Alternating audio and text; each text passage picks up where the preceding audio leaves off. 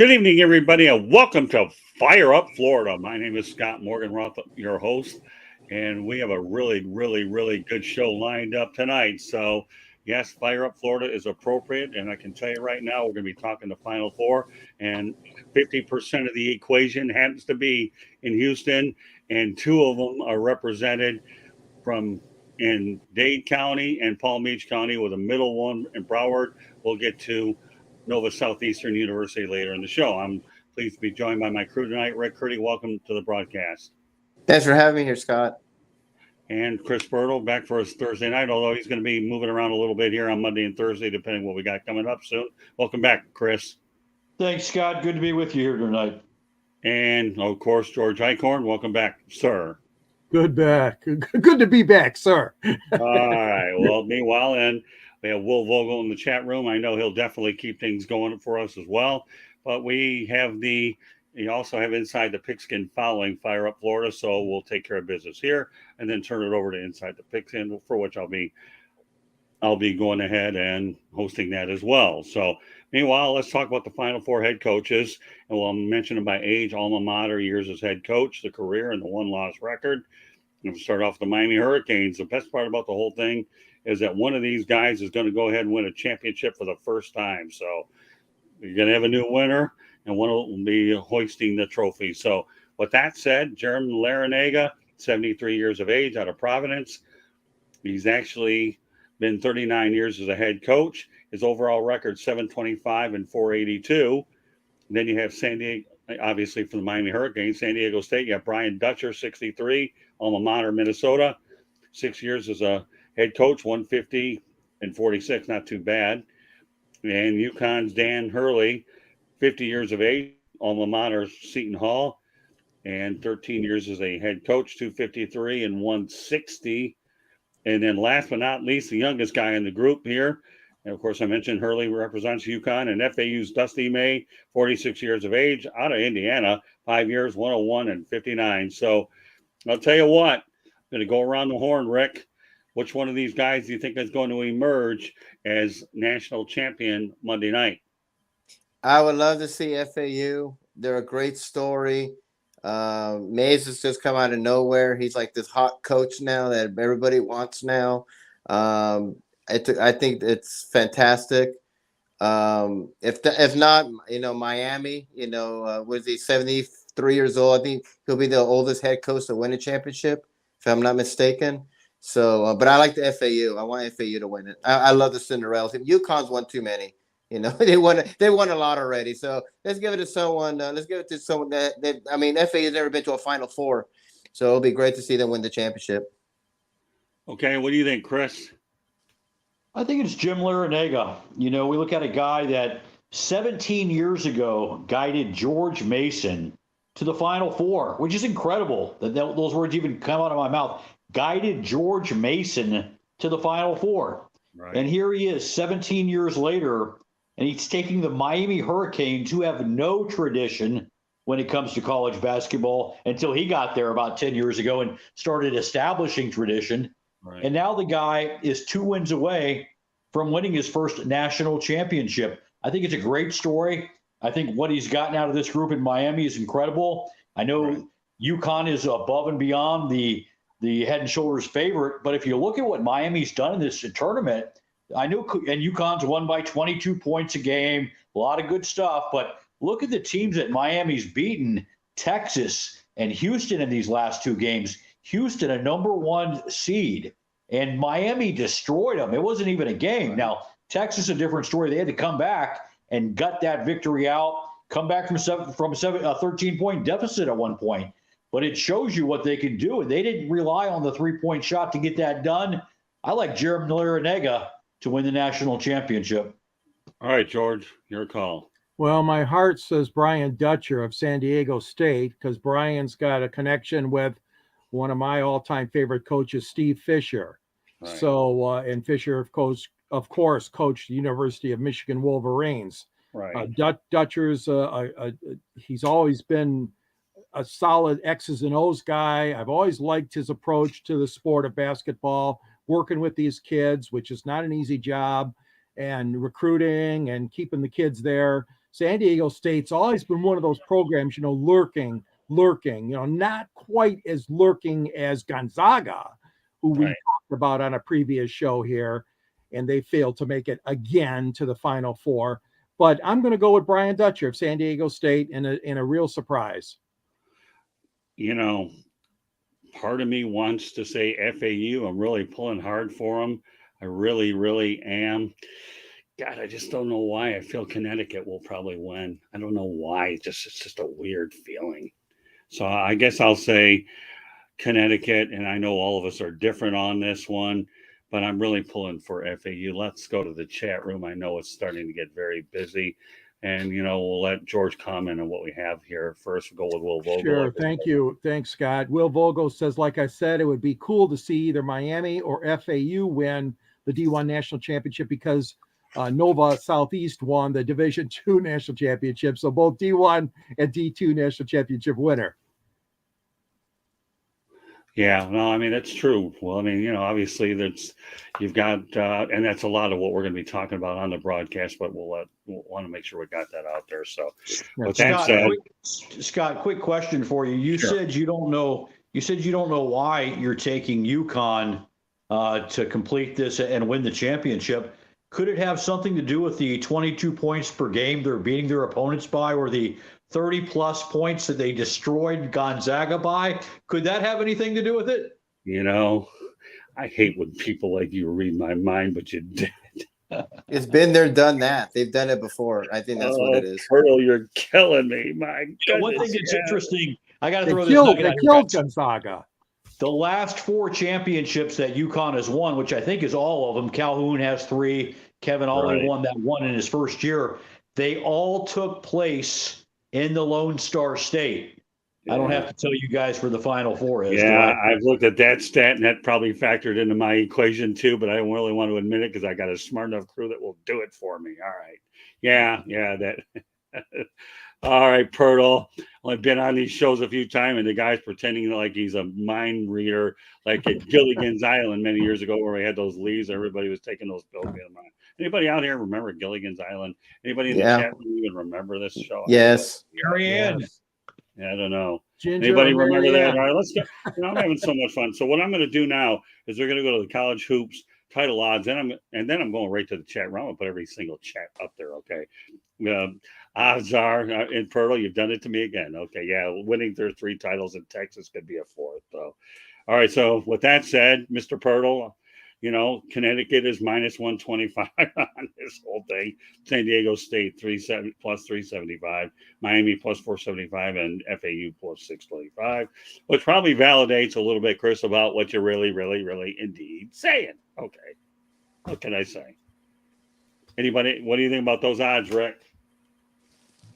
Well, I mean, there are other odds that had Duke and the Tar Heels and probably winning them all. So you could just throw those out the window. Those things have been busted. Those brackets have been busted, I think, the first day. I mean, it's just so I just throw them out the window. Everybody's just needs 2 wins. UConn's been there, done that. So I can see them being the favorite. FAU's their first Final Four. They're the Cinderella team. San Diego State's had some success under Fisher. Miami's another surprise because they're a football team. I didn't even know if their basketball team was any good. So I agree with those odds. No surprise there.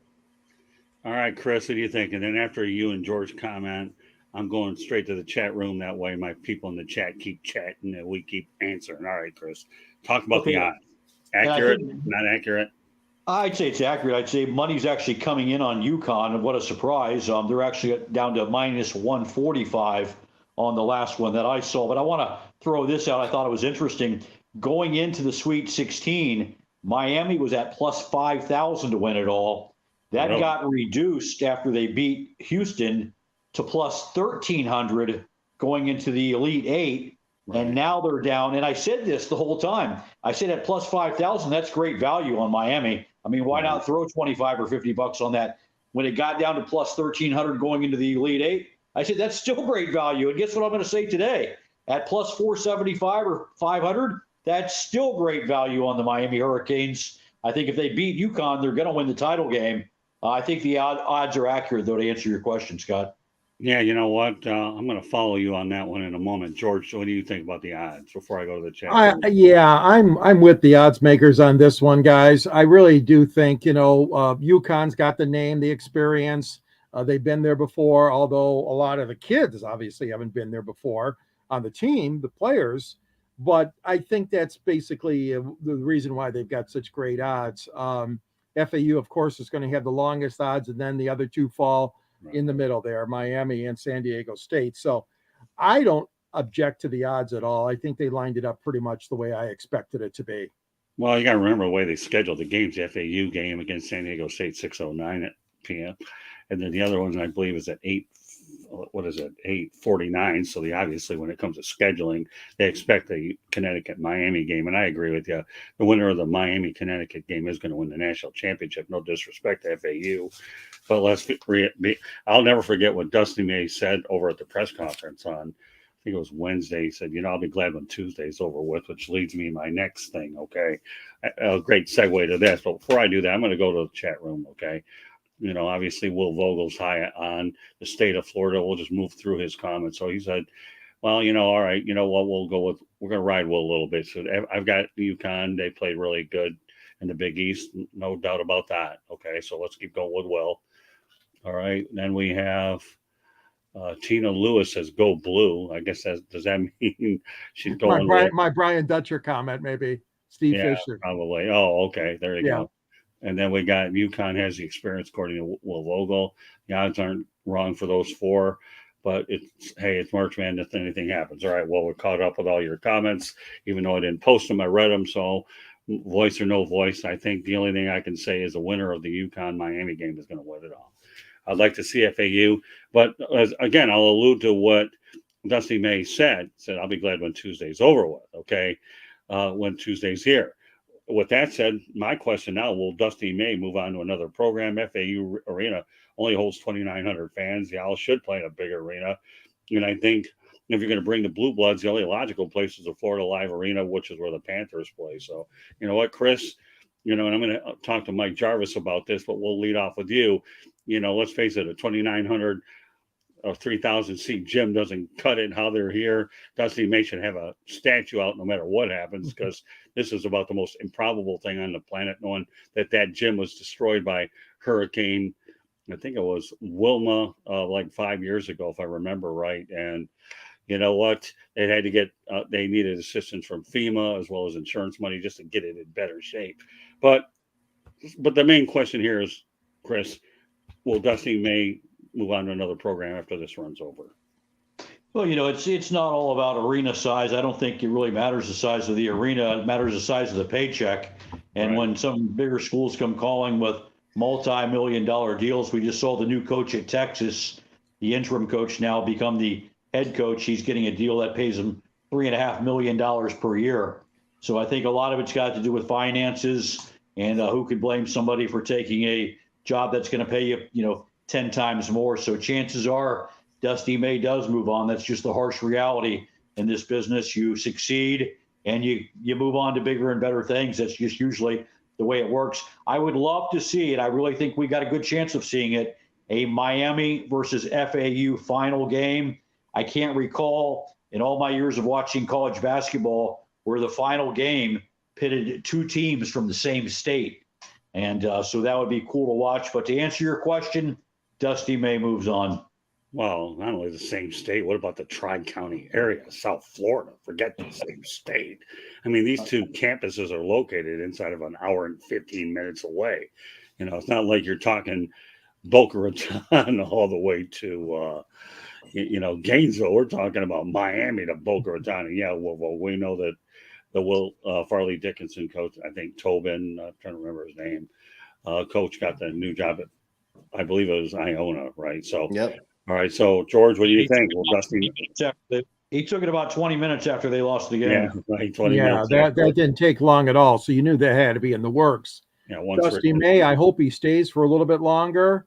I mean, this is a situation where he's built up this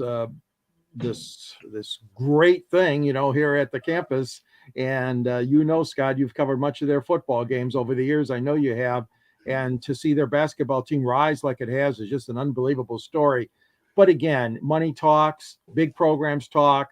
I mean, I look at a situation like in Michigan that where Tom Izzo has resisted offers from the NBA. He's resisted offers to move anywhere else, but that's a larger program. You can't compare MSU, obviously, to FAU. So, he's done a great job, and obviously people will come calling. That sooner than later, I don't know. I mean, Deion Sanders dropped, went over and took the offer that came along to him as a head coach. Right. So I think that May is probably going to be in line for a promotion, if not this year, maybe next year. Yeah, well, the coaching carousel is practically run out, but you never know if another coach will get fired if this guy comes along. Rick, your comments, and I'm going to break down the money now that you mentioned it, Chris, because everybody will be pretty interested to see what the money. I was doing some research after I went out there, and I was just curious to read up on it. Go ahead, Rick. Yeah, he's going to go. I mean, he's going to go. He's going to get a lot of money. If he's even teases that he's going to go, they're going to give him a big fat raise so he can stay. But I think he'll leave eventually in a couple of years. It'll be kind of neat, the Miami head coach. We talked about how elderly he is. He's been coaching for such a long. What if he retires? What if Dusty May went to Miami? Yeah, He could stay in Florida there, where he's a good recruit over there, and stay in the same state. Just a food for thought. But I see him leaving probably in a couple of years to a much bigger program. Can't blame him. That's good food for thought. I never thought of that. I'm glad you did. All right, so let's break down the great. numbers. I got a quick follow-up on that. That's a really good point, Rick. I was going to say, Dusty came from the University of Florida. That's where he was previous before he got to FAU. And it's interesting. I heard an interview with Dusty May talking to Jim Rome about 2 months ago, and he was saying him and his wife made their decision. Their GPS took, and Scott, you know the roads down there. Their GPS had them exit, I believe, on Linton Boulevard in Delray Beach, taking them over to US 1 and then south on US 1 into Boca. And when they took that drive from Delray to Boca, they said to each other, hey, this is where we want to be. This is paradise. And I used to live down there. I just moved back to Jacksonville. It is paradise. That's why I'm glossing this matchup with San Diego State, Paradise East versus Paradise West. But that was a great point that you made, Rick, because if he can't make it back to Gainesville, maybe he can make it down to Miami. Great point. Well, there you go, Rick. Good one there. Thank So, you. all right, let's go to the numbers now. You guys have set me up so brilliantly for it. FAU's record is 35-3. Now, get this. This is where it gets interesting, ugly, or whatever you want to call it. UConn Huskies assistant head coach Kamani Young is making $650,000. Okay, and you know what Dusty May is making as a head guy? $544,975. The head man is making that much less, about over $100,000 less to coach this program. Now it gets even more dicey.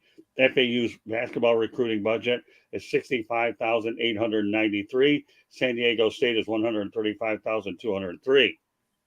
How about that? So if I want to go out there and make a comparison, we can call FAU college basketball's version of the Tampa Bay Rays, because I don't know how they're doing it, but my God, they're developing. They have great coaching, because I don't think that there's a better manager in baseball that does more what he has to work with than Kevin Cash and the Tampa Bay Rays. I think the FAU Tampa Bay Rays situation is much more close to reality than we want to think that it really is. But can you believe that, guys? Think about it. $650,000 for an assistant coach with UConn, and May is making $544,975. With all that final more for money, they're going to have to upgrade the facilities even more, because I heard earlier in the week that Dusty May had reservations about wanting to take, that he thought it was career suicide when he saw how bad things were. Brian White, I believe, is a brother of Mike White, I believe, up in Florida. So, that's where the Florida connection is, where one came down, one White working with Dusty, and so forth, where the connections are there. So there's a little bit of a family between the road on I-75, a matter of 4 to 5 hours away. So those numbers are surreal. So let's segue a little bit more, okay, about the Miami Hurricanes versus Connecticut. If I've ever had a show that flowed any smoother when it came to stats, this is probably the one that will get right near the top. So let's talk about it. Could we see an all South Florida final on Monday night? And let's keep another little footnote in mind. Jim Nance is calling his last game. Who would have thought that Jim Nance could potentially be calling his last NCAA final game with Florida Atlantic and University of Miami Hurricanes? Now, we know that Nance has called probably Miami Hurricane football, and Florida Atlantic? Really? Don't even know. I mean, you know, the man lives in Tennessee. I met the guy, the National Sports Media Association. But Chris, you're the one who brought it up. How realistic is it that we might see the Hurricanes against Florida Atlantic, you know, providing Miami does the same impressive job the way they hammered Houston? They ended up beating Texas. They came from behind, and then they blew out Indiana. Those are some impressive wins by Miami and Brew.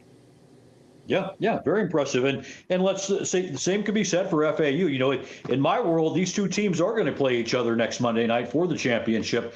FAU can play with the big dogs. If they haven't proven that by now, I don't know what more they have to do. We saw them against Kansas State, a team that had just got done beating Michigan State, just got done beating Kentucky previous to that. You talk about beating the big boys in college basketball. That's what K-State was doing with their number 3 seed. The hottest player in the tournament, that point guard, I forgot his name, but he was producing stats that we haven't seen in a long time.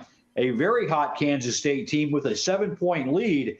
And right around that 6-minute mark, guys, and I want you to kind of try to remember the Miami and Texas game, because that's exactly when things started to change in that game. Miami had a much larger deficit to overcome. They were down by 13.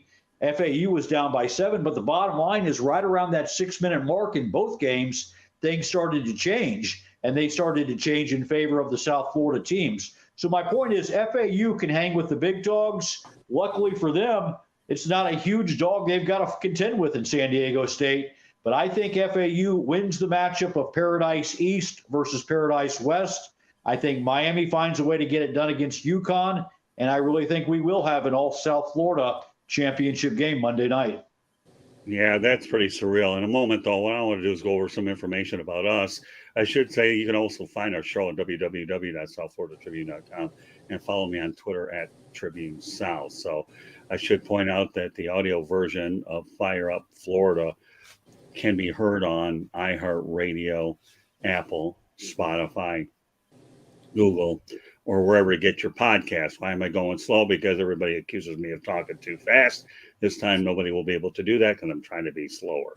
So with that said, please hit the red subscribe button on South Florida Tribune YouTube. We're striving for 1,000 subscribers. Everyone helps. We appreciate it.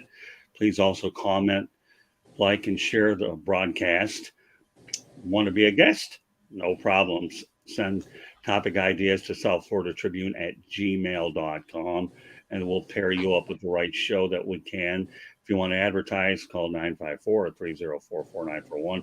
We are live on Facebook, LinkedIn, Twitter, and our YouTube channel. With that said, George Eichhorn, you know the question? Well, I'm not going to. First of all, a little comment about that coaching salary thing, Scott. I think you're going to see that all the time. I mean, you're comparing a UConn assistant coach in a program that has been prolific over the years. So of course he's going to make a lot of money. I'm not all that embarrassed by the fact that it's only $100,000 difference. I mean, who knows? Maybe FAU has upped that salary 100% over the last 5 years. I mean, we don't know. We don't know where the baseline is, where it started from. So I'm not all that surprised. I mean, you could do that with a lot of sports. You could certainly do that with some of the assistant coaches that Florida football has or Michigan football has, compared obviously to the head guy at FAU or whatever. So that doesn't surprise me too much about the salary. Is it fair? Probably not in the context of this championship weekend. Final Four, anything is possible. I mean, and with this set of teams, anything is possible. We've seen so much parity in this tournament and so many big Goliath so-called programs knocked down, including Houston and Texas and Michigan State and Kansas State and Indiana, all these programs. So anything is certainly possible. I still don't think it's going to happen. I know that the state of Florida would love it to happen, but I still don't think it's going to happen. I think the likely scenario is FAU upsetting my favorite, San Diego State. but I don't see UConn losing. They have been on a roll. They're winning with big scores, and it could go down to the wire against Miami. But I think the best chance out of those four, out of the two Florida teams to make the finals would be FAU. But anything is possible because we've got so much parity around the league this year, the transfer portal, and everything that's affected these players and these teams. Right. Good points, George, all the way around. I even have some more numbers about the analytics that ESPN has after Rick gets done. So I want to point out. Oh, and thank you, Scott, too, about bringing up about Jim Nance. I appreciate that because he's going out. Yeah, I met Nance. I never thought he'd end up coaching a Final Four with Florida Atlantic, and I've got nothing against Florida Atlantic. I have a good relationship. I want to go to a couple interesting points that Will Vogel makes, and I'm only going to read them. Point guard for Kansas State, Marquise Noel. Obviously, his last game was against Florida Atlantic. You know, they TKO'd him, and he's clearing for the NBA draft. Good prospect. Good points, Will. All right, Rick, some thoughts about, South Florida final. I would love to see it. It'd be cool to see an all Florida final, but I have FAU and Connecticut, and I'm going with a big monster upset.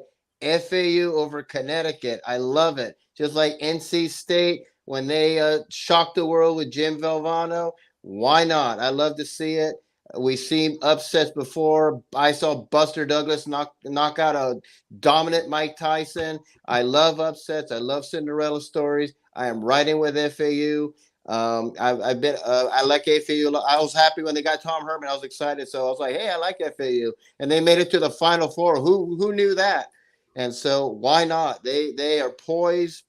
They're not nervous. They're ready. They're not even supposed to be here, so they've already the everything is gone from them. All the pressure is on UConn because everybody thinks they're going to win, and no pressure on San Diego State. Any of those, they're all Cinderella. But FAU, I'm going with this huge monster upset. All right. Well, that leads me to a couple of other interesting points. First of all, I was watching Colin Cowherd. He's becoming one of my favorite people I watch during the day. And he seems to say that the ratings will be low because of Battle of Underdogs. He could be right about that. I'm not so sure that all three of these are the most appealing teams, but I think the one thing I'll say, maybe I don't agree with Colin, is it'll certainly be one of the most intriguing Final Fours. And if you're a fan of the underdog, it could be heavily watched. But, I think he might be on target, that the Battle of Underdogs, that the ratings could be low, but it's hard to tell. I'm just putting that out there. You guys don't have to comment on that. It's just out there. Another thing, ESPN Analytics chance to win the national title. Well, I'm going to just tell you right now, UConn is at 58%, San Diego's at 19%, FAU 12%, Miami at 11%. So there you have it. Everybody's riding the Kentucky train. And then when you get past San Diego State and FAU, which I almost think is like a coin toss. But the thing that's different about FAU is they are on house money. They really are. Like you said, if they win and upset, UConn, they will turn college basketball totally upside down. Miami, again, sentimental favorite is Jim Larinaga. Who would want to see a guy in his 70s win it all? We all remember Al McGuire leaving out on top. I mean, come on, how emotional was that when Big Al left? So, those numbers are. So let's go to Chris again, as far as the numbers are concerned here. Realistic or not? UConn 58%. Is that realistic? Yeah, it's realistic. San Diego State 19%. Realistic? Realistic. FAU 12%. Realistic. Miami 11%. I think Miami's probably should be a little higher. It might have something to do with the fact that they're playing UConn in the first game, and maybe that's why their percentage is lower, because their percentage should obviously be higher than FAU and San Diego State. It's going to be reflective of the odds, I would imagine, but I think Miami's percentage should definitely be higher than the other two. That's a fair comment. I like that. George, the numbers, but I'll repeat them to everybody else. It doesn't matter what's fair. UConn 58%. I agree with that. San Diego State 19%. No, because I'm only saying that because of my favoritism towards them winning. But that's just my opinion. Okay, should be a little bit higher. Okay, FAU 12%. Yes. Realistic. Okay, Miami 11%. No, I agree with Chris on this one. And again, I understand, like Chris explained, because the high percentage for UConn and they're playing them. But I believe that the game is going to be much, much closer. It could possibly go down to the last couple of buckets. So I'm going to agree that Miami of Florida should be a higher percentage. Okay, Rick, I'll go with you, and then I'll have some thoughts here. As we only have about 5-10 minutes left in the broadcast. Again, Inside the Pigskin follows Fire Up Florida. With that said, Rick, 58%, realistic or not? Oh, I thought it'd be much higher than that. I thought it'd be like 75%. Okay, fair enough. San Diego State 19. Fair. Okay. FAU 12. I'll say 10%, 9%. They're such underdogs. Okay, that's fair enough. Good. I like some differentiality here. Miami at 11. Oh, I thought they'd be like 20%. I thought they're a good team. No, I don't. To me, Miami should be at 20%. Yeah, and bear in mind, every team had a very difficult road to get where they're at, and I know FAU busted probably just about every bracket on the planet by doing what they ended up doing. But the X factor, and when I was talking to Dusty May about the whole thing, was I asked him the experience. They don't have one and dones there. These players played 3 or 4 years, and of course they had the COVID-19 exception that allowed more experience to pop in as well. So I think the one X factor going into this whole Final Four is the fact that FAU is probably the most cohesive team, more experienced team versus some of the other ones that may have younger players, and they've been able to play together a little bit longer under an unbelievable coach. So those are some of the things that I brought up. And Dusty May also talked about how unbelievable that it's really been, for to work with these guys. All right, one other school I want to get to because this is just as important as the other ones. Nova Southeastern under Jim Crutchfield, 36-0, won the Division II title over his old team, West Liberty University. Division II doesn't get an awful lot of recognition, but when one of them's in Broward County, which is where Nova Southeastern University is, okay, and then, of course, Miami's in Dade County, and then you have FAU in Palm Beach. Rick, let's go start with you. What do you think of Nova Southeastern University? Phenomenal record. It's another great Florida team. I know it's Division II, but I think anytime you go 36-0, it don't matter what division. That's very, very impressive. Yeah, I mean, I've been to their facility, the Sharks. Good program, it really is. I mean, Division II, Jim Crutchfield. I thought they were in Canada when he talked about them. Like Nova Scotia? Yeah, right. Yeah, I'm actually surprised Jim Crutchfield hasn't gone up to Division I level, but he seems to like Division II. George, what are your thoughts about what Crutch has done? Oh, God, unbelievable, guys. Like you said, Rick, I mean, any coach undefeated, I mean, that's phenomenal. I follow a little bit of Division II football here, being from Michigan. We've had a school called Ferris State University that won the championship. And you can take nothing away from those guys. They play just as hard and they want to win just as much as the Division I schools and the big schools. So all my hats off to that program. That's outstanding what he did. And the fact that, like you said, he beat his old school too. Yeah, it's pretty ironic. All right, Chris, you have the last word on this. Well, it's a great story to just, illustrate how incredible of a year this has been for college basketball in South Florida, the 3-county region.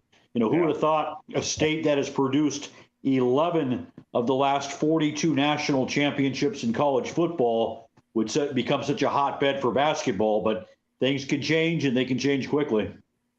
Yeah, no, that's unbelievable. That's for sure. So, all right, we'll give Will Vogel another comment here. I followed Division II for Queens University of Charlotte until they transferred to Division I this year. Okay, well, that's fine. But you can find talent everywhere. How many times we talk about in football shows where whether it's an HBCU, whether it's a Division I, II, III, whatever, the great players come from everywhere, not just the high-profile schools. What a great show, Fire Up Florida. My name is Scott Morganroth, Motor City Madmouth. Please be joined by Rick Curdy, George Eichhorn, Chris Bertle. We come on Thursday nights, unless we have special shows where we come on other nights. So with that said, okay, Rick, why don't you let everybody know how they get a hold of you, and then I'll go over our information to wrap things up. You can find me on my website, www.charlottebats.com. We have a petition on there. Please sign it. We want to bring Major League Baseball to Charlotte, North Carolina. I'm on Facebook at Charlotte MLB, Charlotte Bats Baseball. I'm on Instagram at Charlotte Bats. I'm on Twitter at Charlotte Bats Baseball and LinkedIn under Rick Curdy. And my email is cltbatsbaseball@gmail.com. Okay, Chris, you're next. Yeah, you can follow me on Twitter at Vero Sports, or you can look for me on Facebook with my name, Chris Pirtle. And if that doesn't work, you can reach out to Slick Rick Curdy. He knows my number and my information, and he can get you in touch with me. Yeah, he does a lot of that good stuff. And Vogel's asking you if you're going to the Charlotte Heights game tomorrow night. Yep, Friday. Oh, is it Friday? Well, that's tomorrow, Friday. They play Friday. Yeah, well, today's Thursday, just so you know. Okay. Yeah, I Well, know. maybe you and Vogel connect. All right. Well, We'll see. Good contribution in the chat room. George, you have a book. Talk about it.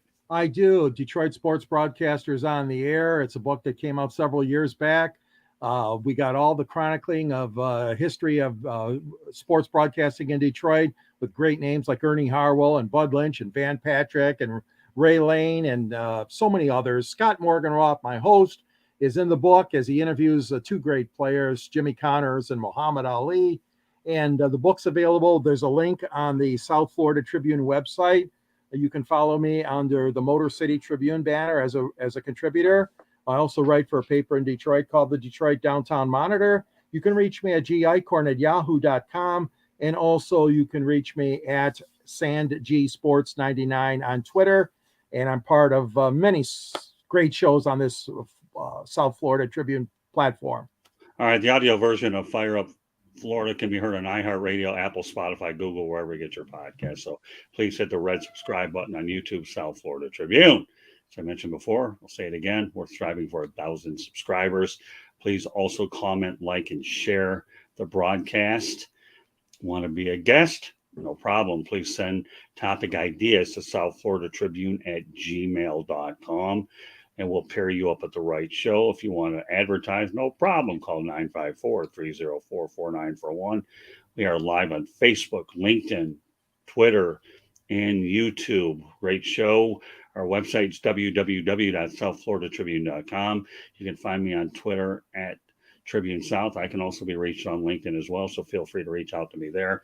Be more than happy to go out there. And as I mentioned, Candy Ebling does a great job, and she'll be standing on deck here as we get ready for Inside the Pigskin with the most up-to-date football information we can. Of course, Chris Pirtle, the same crew's going to be back next Thursday night talking about who won the national championship, and then we'll be able to see where our predictions really stand. So what a great show tonight.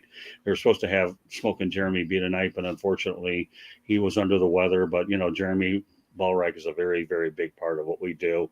So we wish him a speedy recovery. Hopefully he'll be back in action on Monday night. So, well, we can just say Will Vogel's our unofficial fifth wheel here because he's done a remarkable job in the chat room as he always does. So, but meanwhile, this concludes this edition of Fire Up Florida. My name is Scott Morganroth, the Motor City Madmouth. Thank you for joining us. So once again, on behalf of Rick Curdy, George Eichhorn, Chris Pirtle, thank you very much for joining us. And we will see you at the top of the hour for Inside the Pigskin.